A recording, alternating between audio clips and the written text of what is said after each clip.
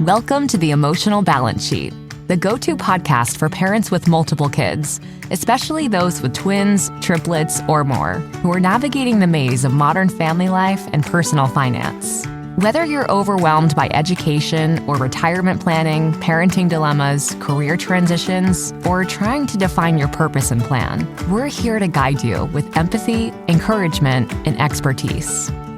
Hosted by Paul Fenner, founder of Tama Capital, a certified financial planner and parent to 4 kids, including a set of triplets. Our podcast is your ally in the quest for financial peace of mind, proving that money matters, but family comes first.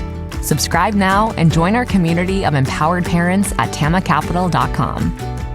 This podcast is for informational purposes only and should not be relied upon for investment decisions. Clients of Tama may retain positions in the securities discussed in this podcast.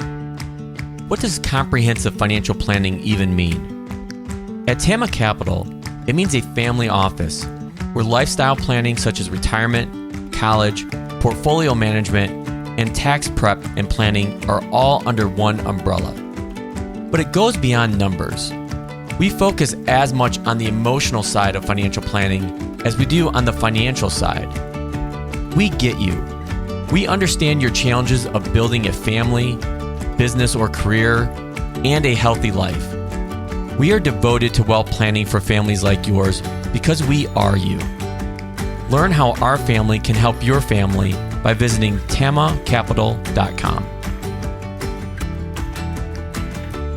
Hi, and welcome back.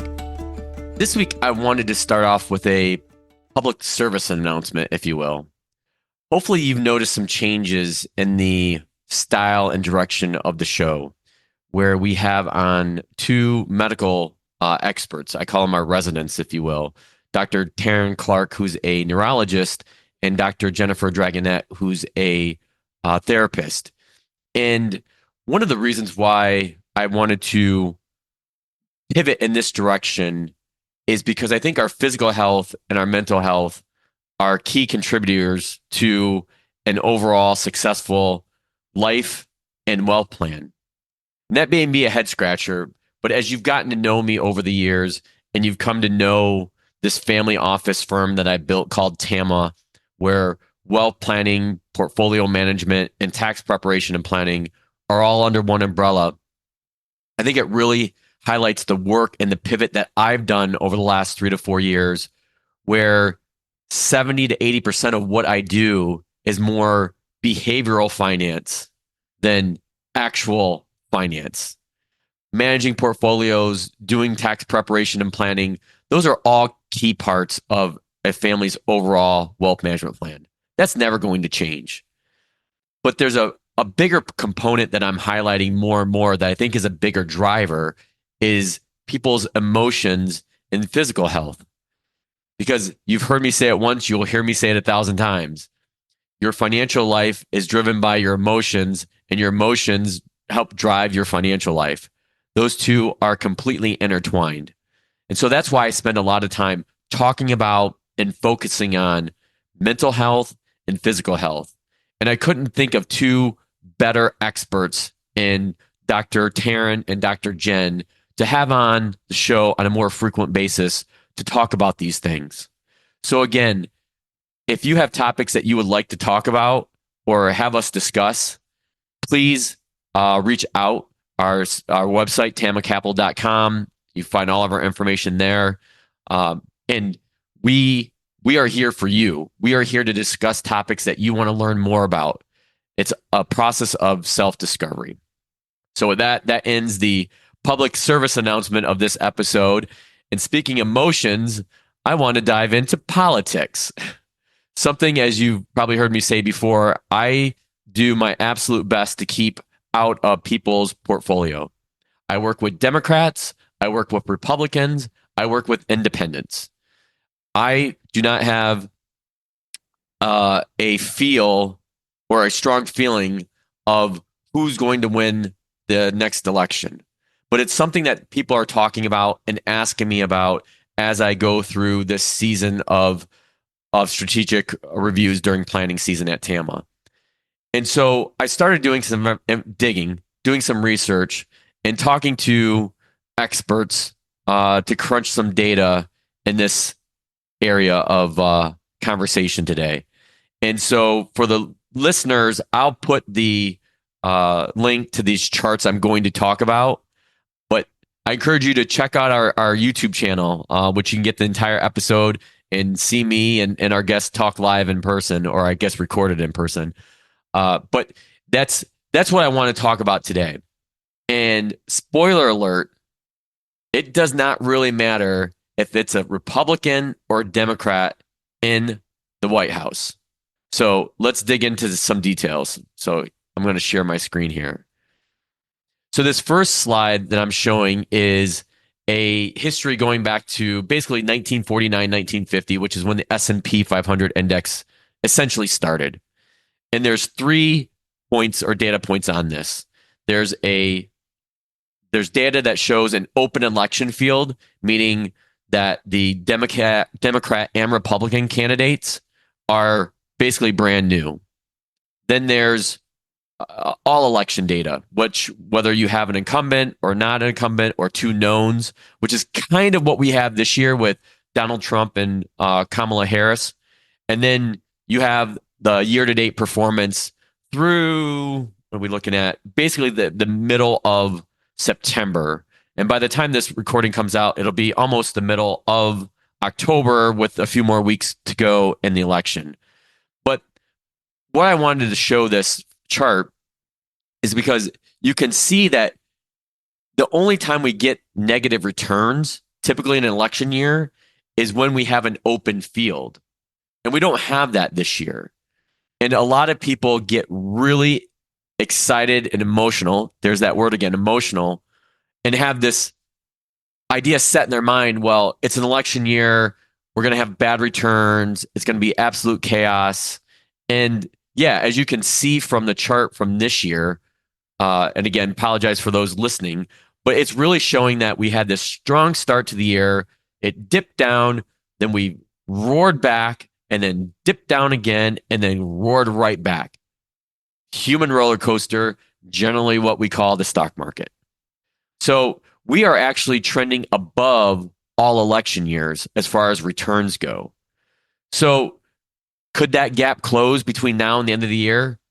Certainly. But my point here is it doesn't matter that it's an election year. The stock market historically still outperforms. So that leads me into my next chart, compliments of Bespoke Investments. They are a great research firm. And the title of this slide is Don't Get Political. And you could see what they did is they said, okay, we're only going to invest in the S&P 500 when there's a Republican in presidency and when there's a Democrat in the Oval Office. So you could see since 1953, so Eisenhower's inauguration, if you only invested with a Republican, you generated $27,400 in return. So $1,000 invested turned into $27,400. If you invested that same $1,000, but only when a Democrat was in office, it does go up. You actually make more, $61,800, which for most people, they think is a head scratcher because most people have this idea that when a Republican is in office, the stock market does better. Well, this data kind of debunks that. But that's it's neither here nor there. The chart on the right is the one that I really want people to focus on. Yes, while there's a difference between a Republican and a Democrat, the point of this chart is that should not persuade you to get in or out of the market because that $1,000 invested in 1953 turned out to be $1.69 million across all presidents. So regardless of who was in office, you wanted to stay invested no matter who was in office, Republican or Democrat. And I think that is very powerful, which is why I went visual with this episode, because sometimes a picture is worth 1,000 words. And when I saw this, and I saw this on the Compound and Friends with Mike Backnick and Josh Brown, shout out to you guys, who had Paul Hickey, who's one of the founders at Bespoke, and they were talking about this data. And I just thought to myself, the people listening to this, I owe them to see this data. The families I work with, they need to see this data because it points out that, again, this volatility that gets shoved in your face with mainstream media is just that noise. This is the data, and this is what drives me. And then I have one last chart that I created through one of my partners, and this shows the S&P performance throughout the various U.S. presidencies going back to the Kennedy administration. So like early 60s. Early 60s. And so you could see this just highlights that point that I made from the last chart. It doesn't matter who's in office. The S&P 500 has withstood presidencies, scandals, wars, pandemics, recessions, you name it. It's just really resilient. And sometimes I have to stare at this chart on occasion to remind myself that time in the market is what matters the most, not timing the market. So, again, keeping politics out of the portfolio is really critical for ultimate success. Now that you've made it to the end of another great conversation, are you looking for more? If so, head over to tamacapital.com, where you will find all of our conversations. Use the search feature to find the topic or guest you would love to learn more about. Also, don't forget to make someone else's day by sharing our show. Thank you so much, and we'll see you next time.